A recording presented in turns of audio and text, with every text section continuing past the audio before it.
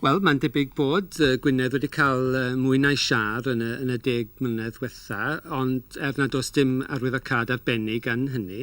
Mae gwasgedd yn y ddaear sy'n achosi nhw, a mae symudiad ar hyd llinellau o ffolts, ond mae'n anodd iawn cysylltu bod unrhyw ddaeargryn arbennig at ffolt arbennig, achos bod y canolbwynt yn ddifn iawn yn y Mangor heddiw. Mi oedd y canolbwynt rhyw 9 kilometr o ddyfnder.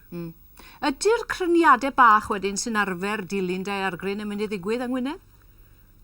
Wel, ydyn mae'n debyg, ond gan fod yr un gyntaf ddim yn un arbennig o fawr, 2.9 ydi o, da ni'n mynd disgwyl y bydd yr aftershocks yn cael eu teimlo rhyw lawer. Fydd posib mesuro nhw, ond ddim mae'n debyg i teimlo nhw.